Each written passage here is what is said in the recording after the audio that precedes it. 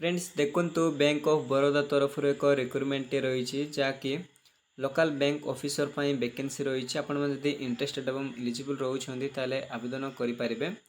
Total number of vacancy देखा 2500 गोटी total number vacancy रही हु कैन इलिजिबल ये पोस्ट क्यों मैंने आवेदन करेंगे ऑल इंडिया कैंडिडेट एवं बोथ मेल एंड फीमेल ये पोस्ट को आवेदन करेंगे।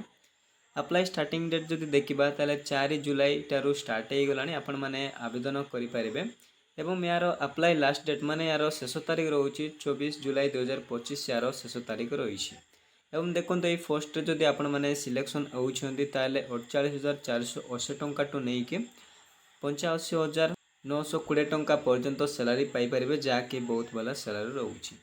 एवं देखो एग्जाम सेंटर आपण मानक फर्स्ट गोटे एग्जाम हम कौन सब एग्जाम पैटर्न रही आगु को आलोचना करवा। एग्जाम सेंटर टी जानी रखु भुवनेश्वर रही संबलपुर टे आपर एग्जाम सेंटर रही दुईटा जगह से एग्जाम दे पारे। देन देखा ये फर्स्ट केते कौन वैकेंसी रही संपूर्ण डिटेल्स पुणी थे मेंशन रही स्टेट वाइज मेंशन रही क्यों स्टेट केते वैकेंसी रही जमीक गोवा देखिपारे 15टी वैकेंसी रही।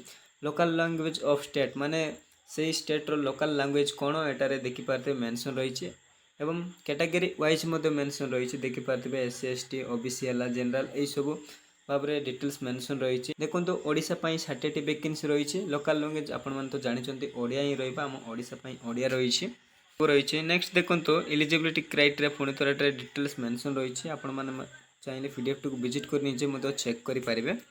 एटारे देखिपारे पोजिशन जहाँकि लोकल बैंक ऑफिसर मुझे आपण मानक पूर्वर ऑलरेडी जन सारी ग्रेड फे एटारे डिटेल्स मेंशन पुणी तो रही एवं नंबर ऑफ वैकेंसी 2500 जहाँ मुझे आपण मानक पूर्वर जन एवं एज लिमिट जानी रखु मिनिमम आपण मानकर 20 इयर होता दरकार मैक्सिमम 30 इयर माने आपण मान जदि 21 रु 30 वर्ष भितर रोचंती ताले पोस्ट को आवेदन करेंगे। एवं एज रिलैक्सन रही केते कौन एज रिलैक्सन रही आगु को जानिबा। देन देखो एजुकेशनल क्वालिफिकेशन कौन रही दरकार मैंडेटरी रोचे आपण माने ग्रेजुएशन करेंगे एनी डिसिप्लिन जेकोसी डिसिप्लिन आपण माने ग्रेजुएशन करिसेंती आर्ट्स कॉमर्स साइंस तेबे जाई फर्स्ट को आवेदन करेंगे। एवं देखो फर्स्ट क्वालिफिकेशन एक्सपीरियंस रही दरकार माने मिनिमम 1 ईयर एक्सपीरियंस रही दरकार। देन देखो एज रिलैक्सन केते कौन रोचे जानी रखु।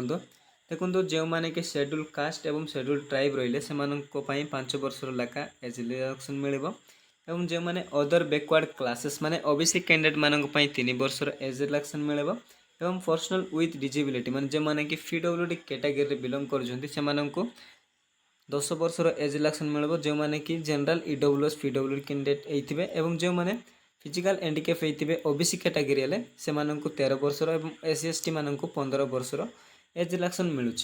देन देखो एक्स सर्विस रही जमीक जनरल EWS 5 वर्ष OBC 8 वर्ष एवं SC ST मानक 10 वर्ष। देन देखो एग्जाम पैटर्न बा सिलेक्शन प्रोसीजर एटारे आपण मानकर केमिति रहउछि ता जानि रखिबा निहाती आवश्यक। देखो प्रथमे आपण मानकर ऑनलाइन टेस्ट हम माने आपण मानकर गोटे ऑनलाइन टेस्ट हम एटारे सिलेबस डिटेल्स मेंशन रही आम डिटेल्स आलोचना करवा। देखो तापर आपण मानकर एटा गला परे एटा देखि पारते आपण मानकर ग्रुप डिस्कशन हम एवं इंटरव्यू करा जिवो। देन आपण मान जदि समस्त स्टेप रे क्वालिफाई होउछन्ती ताले आपण मानकर डॉक्यूमेंट वेरिफिकेशन करा जिवो। आपण मान तो जानिछन्ती जे कोनोसी जॉब रे जॉइनिंग बा पूर्व डॉक्यूमेंट वेरिफिकेशन करा जाए। एटा देखि पारते ऑनलाइन टेस्ट सिलेबस जानि रखु इंग्लिश लैंग्वेज रही नंबर ऑफ क्वेश्चन 30 एवं मैक्सिमम मार्क 30 रही। देन बैंकिंग नॉलेज रोचे 30 एवं 30 मार्क। देन देखि पारते जनरल इकोनॉमिक अवेयरनेस रोचे 30 मार्क एवं रीजनिंग एबिलिटी क्वांटिटेटिव एप्टीट्यूड रोचे 30 मार्क। टोटाल आपण मानकर 120 क्वेश्चन नंबर ऑफ मार्क रोचे 120 मार्क मैक्सिमम टाइम ड्यूरेक्शन आपण मानकर 120 मिनट रोचे माने 2 घंटा समय रहिबो। 120 क्वेश्चन को 2 घंटा समय रोचे। फ्रेंड्स या आज आसता वैकेंसी डिटेल्स आपण मानक जदि ए जॉब किसी भी क्वेश्चन किंबा कौन डाउट रोचे ताले आपण माने कमेंट सेक्शन रे पचारि पारिबे।